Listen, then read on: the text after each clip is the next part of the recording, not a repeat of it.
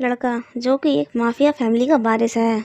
बहुत ही सिंपल सी लेकिन दबंग मिजाज लड़की और इन दोनों की अमेजिंग लव स्टोरी।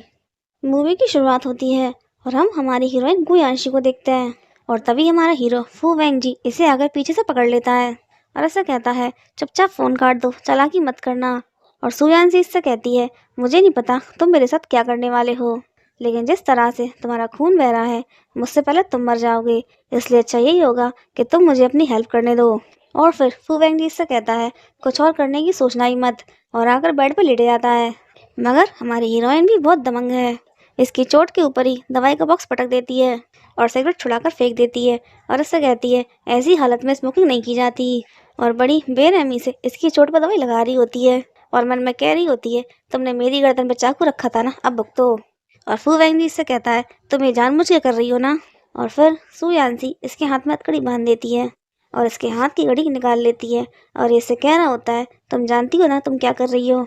और सु यांसी कहती है, हाँ बिल्कुल, ये घर मेरे अंकल का है और तुम बिना परमिशन के घर के अंदर घुस आए, बेडशीट गंदी कर दी और मुझे धमकाया, ये उसी का कंपनसेशन है। और अब तुम अच्छे से आराम करो, मैं चलती हूँ। और इतना बोलकर फू वेंगजी को अपनी अदा दिखाते हुए चली जाती है। और अब इसे ढूंढते हुए यहाँ पर इसके लोग आते हैं और इसकी हेल्प करते हैं और वेंजी अपने लोगों से सु यांसी की पूरी इन्फॉर्मेशन निकालने के लिए बोलता है। और यहाँ सु यांसी कुछ गुंडों के पास आई है क्योंकि सु यांसी का एक छोटा भाई है जो कि पिछले 1 महीने से लापता है और अपने भाई के बारे में पता करने के लिए इन लोगों को वेंजी की वही घड़ी दे देती है। और ये गुंडे इस घड़ी को पहचान लेते हैं क्योंकि ये घड़ी एक लिमिटेड एडिशन घड़ी है और पूरी सिटी में सिर्फ एक ही इंसान के पास है और वो है फू वेंगजी। और इस घड़ी की वजह से ये लोग सु यांसी को वेंजी की गर्लफ्रेंड समझ लेते हैं और इसका किडनैप कर लेते हैं। और फिर फू वेंगजी को सौदा करने के लिए कॉल करके बुलाते हैं और इन लोगों की बातें सुनकर सु यांसी को पता चल जाता है कि आखिर ये घड़ी किसकी है और ये लोग इसे फू वेंगजी की गर्लफ्रेंड समझ रहे हैं। और ये बात जानकर ये इस बात का पूरा पूरा फायदा उठाती है और इन लोगों से कहती है, तुम लोग अच्छी तरह से जानते हो मैं कौन हूँ, उसके बाद भी मुझे किडनैप करने की हिम्मत की, नहीं जानते वो तुम लोगों के संग क्या करेगा। मगर ये लोग इसकी बात पर ध्यान नहीं देते और कह रहे होते हैं, वो अभी तक नहीं आया और ना ही उसकी कोई खबर आई, इसका मतलब ये उसके लिए इम्पोर्टेंट नहीं है, खत्म कर दो इसे। और जैसे ही सु यांसी को मारने वाले थे, फू वेंगजी अपने आदमी के साथ यहाँ पर आ जाता है और फिर ये गुंडे सु यांसी के बदले इसके संग सौदा करने लगते हैं। मगर वेंजी सिर्फ एक ही बात कहता है, मैं इसे नहीं जानता। और ये गुंडे कहते हैं, अगर तुम इसे नहीं जानते तो तुम्हारी ये घड़ी इसके पास कैसे आई। और ये कहता है, औरतों को तुम मुझसे बेहतर जानते हो। और इतना बोलकर वापस जाने लगता है और ये गुंडे कहते हैं, ये इसकी मंगेतर नहीं है तो फिर इसके संग मजे करो और इसे जान से मारकर समुद्र में फेंक दो। और इन गुंडों के मुंह से ऐसी बात सुनकर सु यांसी चिल्लाकर वेंजी से कहती है, मैं तुम्हें छोड़कर अपने पिताजी के संग चली गई, इसीलिए तुम मुझसे नाराज हो, लेकिन क्या इस वजह से तुम मुझे मरता हुआ देख सकते हो। और सु यांसी की बातें सुनकर वेंजी के कदम रुक जाते हैं और सु यांसी कहती है, मेरा विश्वास करो, मैं अभी तुमसे बहुत ज़्यादा प्यार करती हूँ। और फिर वेंजी इसके पास आकर कहता है, मुझसे प्यार करती हो सच में। और सु यांसी बहुत ही धीरे से इसके कान में कहती है, प्लीज़ मेरी हेल्प करो, और जल्दी से इसे किस कर लेती है। और वेंजी इससे बहुत ज़्यादा इम्प्रेस हो जाता है और अब सु यांसी की हेल्प करता है और ये सारे के सारे लोग मुर्गा बन जाते हैं। और फिर इससे कहता है, तुम में कुछ ज़्यादा ही हिम्मत है, अगर मैं तुम्हारी हेल्प नहीं करता तो। और बिना डरे सु यांसी कहती है, पहले मैंने तुम्हारी जान बचाई इसीलिए तुम मेरे एहसानमंद हो, और अब तुमने मेरी जान बचाई, हिसाब बराबर। और वेंजी इससे कहता है, तुम मुझे जानती हो। और सु यांसी कहती है, हाँ बिल्कुल, तुम फू वेंजी हो। और अब वेंजी इसके बारे में बोलना शुरू करता है, तुम्हारे पेरेंट्स पुलिस में थे और 7 साल पहले ड्यूटी करते हुए उनकी डेथ हो गई। और फिर तुम्हारे अंकल तुम दोनों भाई बहन को अपने घर ले आए, लेकिन तुम्हारे पेरेंट्स की सारी पेंशन खा गए और तुमने अपनी मेहनत की दम पर इस सिटी की सबसे अच्छी यूनिवर्सिटी में एडमिशन लिया।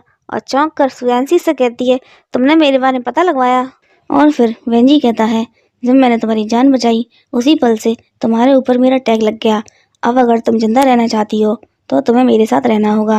और सु यांसी कहती है, मैंने तुम्हारी जान बचाई और उसके बदले में मेरी जान बचाकर तुमने एहसान चुकाया, हिसाब बराबर, और मिस्टर फू के साथ रहना मुश्किल है। और वेंजी कहता है, लेकिन तुमने अभी अभी मुझे किस किया, उसका क्या। और सु यांसी कहती है, अगर ऐसा है तो लो तुम भी मुझे किस कर लो। और फिर वेंजी इसके हाथों की रस्सी खोलकर इससे कहता है, इससे पहले कि मुझे पछतावा हो, जाओ यहाँ से। और फिर सु यांसी जाते हुए इससे कहती है, गुड बाय, उम्मीद है हम दोबारा कभी नहीं मिलेंगे। और अब वेंजी अपने अंकल के साथ ओपरा डांस देख रहा होता है। तभी यहाँ पर कुछ वेटर्स आती हैं और उनमें सु यांसी भी शामिल थी। और सुयांसी यहाँ पर वेंजी को देखती है और फिर इसकी सीनियर इसे इन लोगों को टी सर्व करने को बोलती है और सुयांसी वेंजी से अपना मुंह छुपाते हुए इन लोगों को टी सर्व करने आती है। मगर शायद वेंजी को अपने अंकल की नज़र पसंद नहीं है, इसीलिए जल्दी से खड़ा होकर अपना कोट उतार कर सुयांसी की टांगों को कवर कर देता है और फिर बहुत ही ज़्यादा गुस्सा होते हुए क्लब की मैनेजर से कहता है, मैं तुम लोगों को इतना सारा फंड देता हूँ तो क्या उसके बाद भी तुम लोगों के पास एक ढंग का यूनिफॉर्म लेने के पैसे नहीं है।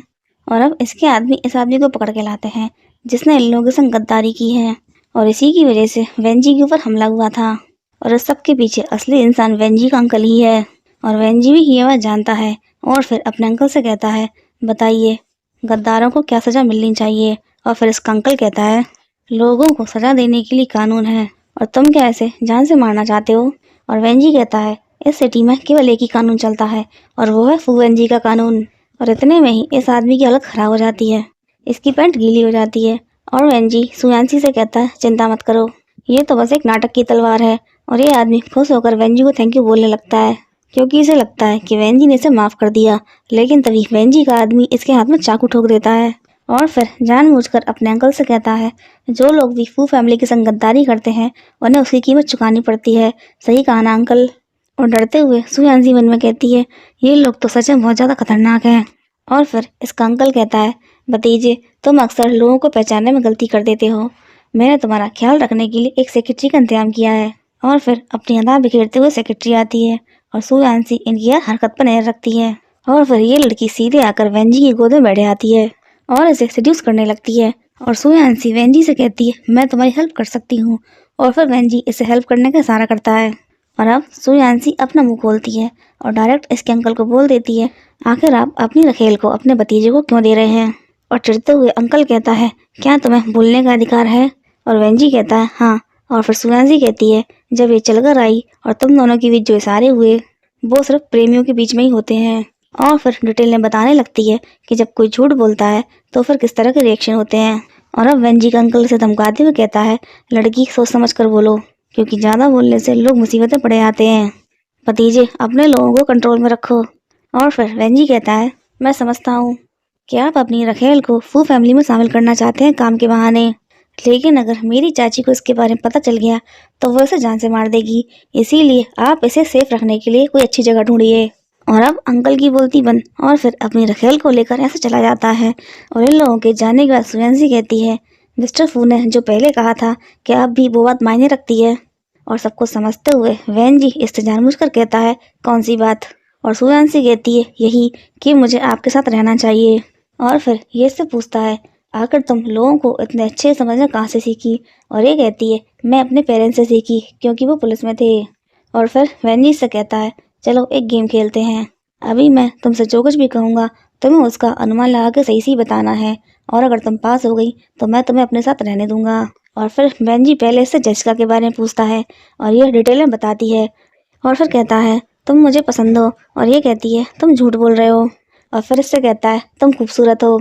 और सुयांसी कहती है, सच में कितनी। और फिर ये कहता है, बिल्कुल बेशरम। और चिढ़कर सुयांसी इसको धक्का दे देती है और फिर ये कहता है, आखिर तुम किस हैसियत से मेरे साथ रहना चाहती हो। और सुयांसी कहती है, तुम्हारी सेक्रेटरी बनकर। और वेंजी इससे बहुत ही ज़्यादा इम्प्रेस हो चुका था और अचानक से इसको चक्कर आने लगते हैं और फिर सुयांसी इसको संभालता है। और फिर वेंजी कहता है, मेरे अंकल ने अपनी रखेल को मेरे बिस्तर तक पहुंचाने के लिए ज़रूर चाय में कुछ मिलाया था। और फिर सुयांसी को अपनी हेल्प करने के लिए कहता है और सुयांसी इसकी हेल्प करती है और यहाँ पर सिचुएशन थोड़ी रोमांटिक हो जाती है और सुयांसी भी इसको सेड्यूस कर रही होती है। और जैसे ही ये सुयांसी को किस करने वाला था, ये ऐसे पानी में धक्का दे देती है और इसका सारा नशा एक ही बार में उतर जाता है। और फिर सुयांसी कहती है, इस दुनिया में ऐसी कोई भी नशे की दवा नहीं है जिसको ठीक करने के लिए यौन संबंध बनाने पड़े। ठंडा बर्फ का पानी सबसे अच्छी मेडिसिन होता है।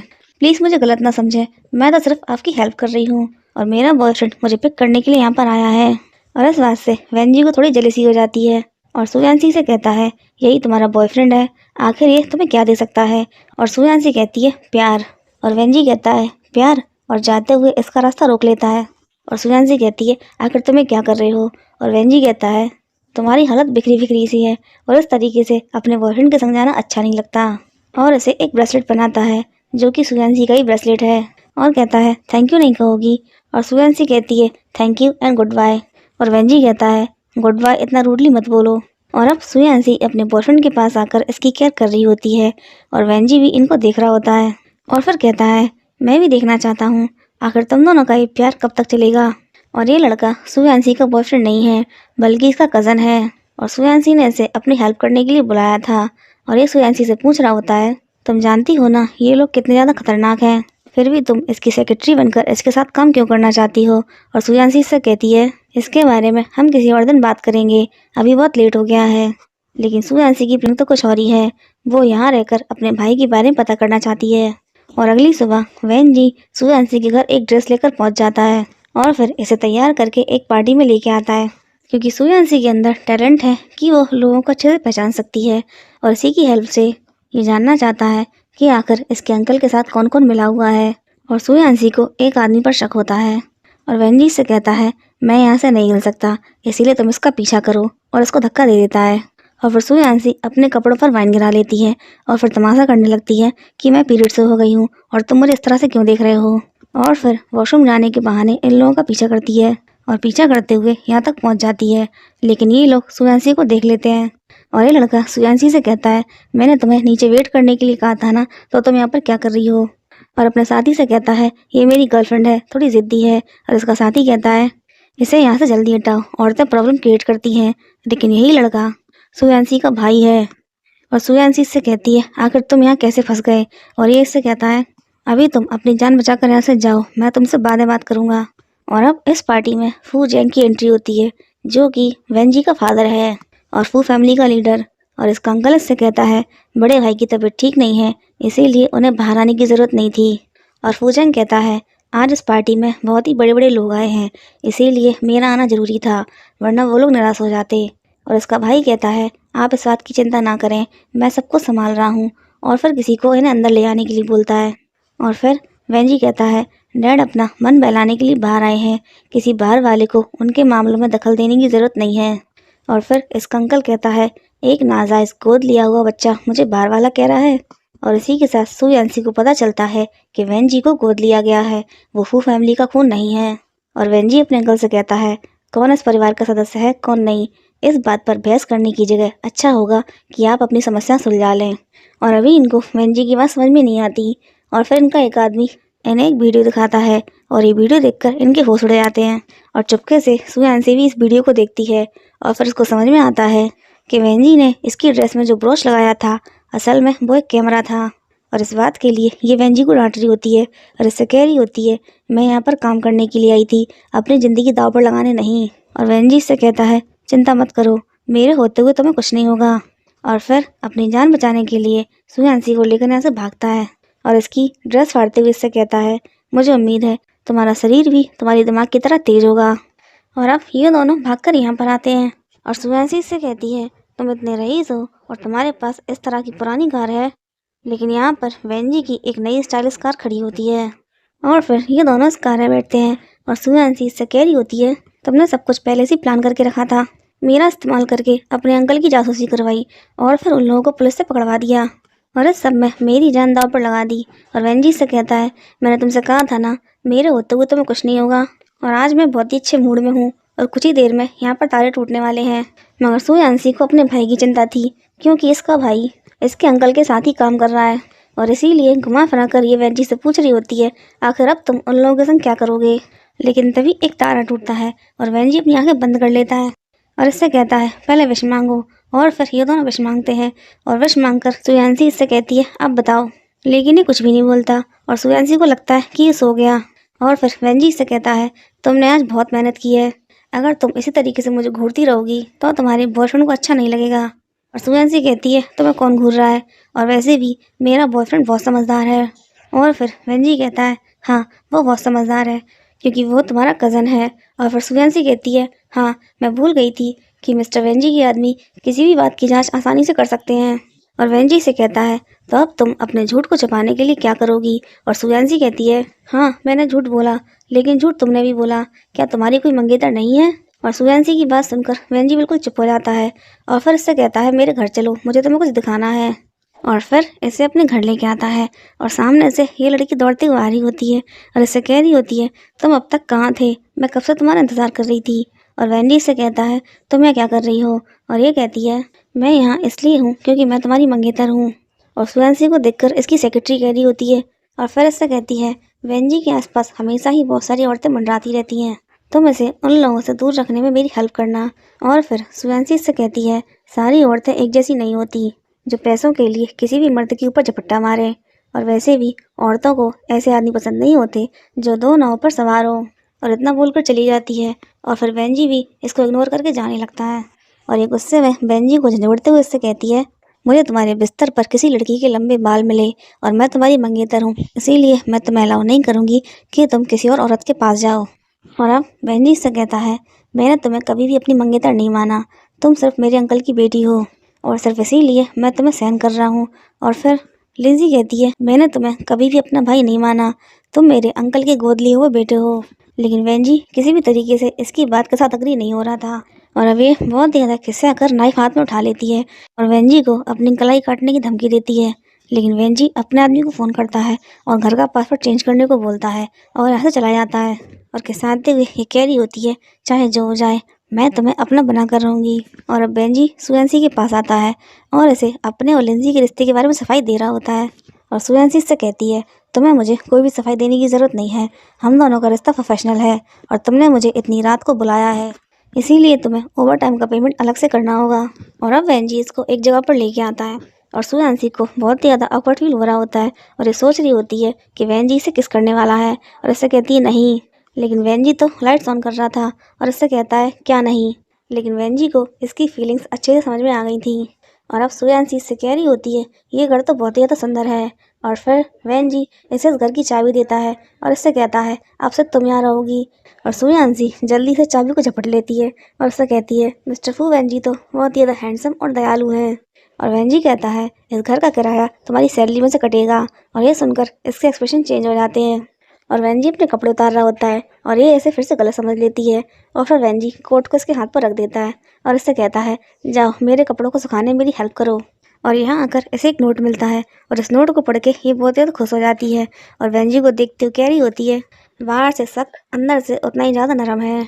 और वेंजी के अंकल के पास वेंजी के फादर के खिलाफ कोई सबूत होता है और वेंजी को धमकाते हुए इस सबूत के बदले में फू फैमिली के 15% शेयर मांग रहा होता है। और अब इसका फादर आता है और इससे कहता है आजकल तुम्हारा अंकल कुछ ज़्यादा ही उतावला हो रहा है। और वेंजी इनसे कहता है डैड आप चिंता ना करें, मैं सब कुछ संभाल लूँगा। और सुएंसी के भाई सुजिन ने सुएंसी को यहाँ का लोकेशन भेजा है और सुएंसी यहाँ पर इससे मिलने आई है। और फिर सुजिन आकर इसको पीछे से पकड़ के यहाँ से ले जाता है और सुएंसी से कहती है आखिर तुम यहाँ पर कैसे फंस गए। और ये इससे पैक करते हुए कह रहा होता है सिस्टर प्लीज़ मुझे इस बार बचा लो, कुछ भी करो, मेरा दोस्त मुझे धोखे से यहाँ पर लेके आया और फिर मैं ट्यूशन की सारी फीस जुए में हार गया और मेरे ऊपर बहुत सारा कर्जा हो गया जिसकी वजह से इन लोगों के बीच में फंस गया। और फिर पीछे से इस जगह के गार्ड सुजिन के सर पर बंदूक लगा देते हैं और वेंजी इनसे कहती है मैं भी फू ग्रुप के लिए काम करती हूँ, तुम लोगों में से ही एक हूँ और ये लोग कहते हैं हमें इस बात से कोई फ़र्क नहीं पड़ता लेकिन तुम्हें इस जगह पर नहीं आना चाहिए था। और इन लोगों को लेके जा रहे होते हैं तभी वेंजी सामने से आ जाता है और अब सब लोग वेंजी के ऑफिस में होते हैं और फिर वेंजी सुजिन को ऐसे ले जाने के लिए बोलता है और फिर इसके आदमी सुजिन को ऐसे ले जाते हैं और सुएंसी इससे कहती है आखिर इस सबका मतलब क्या है। और ये इससे कहता है ये मेरी जगह है, मैं जो चाहे वो कर सकता हूँ। और सुएंसी इससे कहती है लेकिन तुम्हें तो इस तरह का व्यापार करना पसंद नहीं है। और फिर वेंजी से कहता है ये सब करना मेरे लिए ज़रूरी है क्योंकि तभी मैं अपने अंकल को हरा पाऊंगा और अपने परिवार को सेफ रख पाऊंगा। और इसकी बात सुनकर सुएंसी से कहती है अगर ऐसा है तो फिर तुम में और तुम्हारे अंकल में फ़र्क क्या रह गया। और फिर वेंजी से कहता है फ़र्क केवल इतना है कि मैंने तुमसे कभी भी झूठ नहीं बोला है जबकि तुम उस जुआरी को बचाने के लिए मेरे संपर्क में आई। और सुएंसी से कहती है वो मेरा भाई है और अभी अभी तुमने कहा था ना कि तुम ये सब कुछ अपनी फैमिली के लिए कर रहे हो, वैसे ही मेरा भाई भी मेरी फैमिली है, बताओ उसे छोड़ने के लिए तुम्हें कितनी कीमत चाहिए, मैं अपना सब कुछ बेच दूंगी। और वेंजी से कहता है फिलहाल मुझे तुम्हारी ज़रूरत है क्योंकि ऑफिस के गेट के बाहर लिंजी खड़ी होती है और अंदर आने की कोशिश कर रही होती है। और फिर वेंजी सुएंसी से कहता है ये अंकल की बिगड़ी बेटी है, इसने आज तक जो भी चाहा इसको मिल गया और अब ये मेरी पत्नी बनना चाहती है। और सुएंसी कहती है तो इसी के लिए तुम मुझे ढाल के रूप में यूज़ करना चाहते हो। और वेंजी कहता है एक्चुअली मैं उसके फादर के पास कुछ है जो मुझे चाहिए। और फिर सुएंसी कहती है समझ गई। मेरा यूज़ करके तुम उसे जेलस करना चाहते हो, जिससे कि वो पॉजेसिव होकर कुछ गलत कर दे और तुम इस बात का फ़ायदा उठाकर उसके फादर से वो चीज़ हासिल कर लो। और वेंजी कहता है हाँ बिल्कुल। और फिर सुयांसी कहती है ठीक है, मैं तुम्हारा साथ दूंगी, लेकिन उसके बाद तुम मेरे भाई को छोड़ दोगे। और वेंजी इससे प्रॉमिस कर देता है। और अब इन दोनों का ड्रामा स्टार्ट होता है। तभी लिंजी अंदर आती है और ये सब कुछ देखकर तिलमिलाते हुए सुयांसी से कहती है बाहर जाओ, मुझे इससे कुछ बात करनी है। और फिर सुयांसी यहाँ से जाने लगती है और जाते हुए वेंजी से कहती है क्या तुम मेरे साथ नहीं चलोगे। और वेंजी भी इसका साथ देते हुए यहाँ से जाने लगता है। और लिंजी कहती है आखिर तुम किस हक से इसे यहाँ से लेके जा रही हो। और सुयांसी इससे कहती है इसकी मंगेतर होने के हक से। और अब तो लिंजी बुरी तरीके से खिंचा जाती है और कह रही होती है ऐसा कभी नहीं होगा, इसकी पत्नी तो सिर्फ मैं ही बनूंगी। और अब जैसे ही ये दोनों सीढ़ियों पर आते हैं सुयांसी इसका हाथ छोड़ देती है और इससे कहती है उसका गुस्सा और उसकी हालत देखकर ऐसा लग रहा है कि तुम्हारा काम हो जाएगा। और फिर सुयांसी का हाथ पकड़कर वेंजी कहता है अब जब तुम मेरी मंगेतर हो तो तुम्हें मेरी फैमिली से भी मिलना चाहिए। और चौंक कर वेंजी कहती है मैंने तो ये सबको सिर्फ उसे गुस्सा दिलाने के लिए बोला था। और वेंजी कहता है अब हम इस नाटक को अच्छी तरीके से निभाएंगे। और अब इसे अपने डैड से मिलवाने के लिए लाता है और यहाँ पर एक बहुत ही प्यारा डॉग होता है और इसे देखकर वेंजी कहता है गेट लॉस्ट। और इस बात से सुयांसी इसके ऊपर बहुत नाराज होती है और इससे कह रही होती है ये कितना प्यारा है और तुम इससे किस तरह से बिहेव कर रहे हो। और वेंजी डॉग को गोद में उठा लेता है और सुयांसी से कहता है एक्चुअली में इसका नाम गेट लॉस्ट है।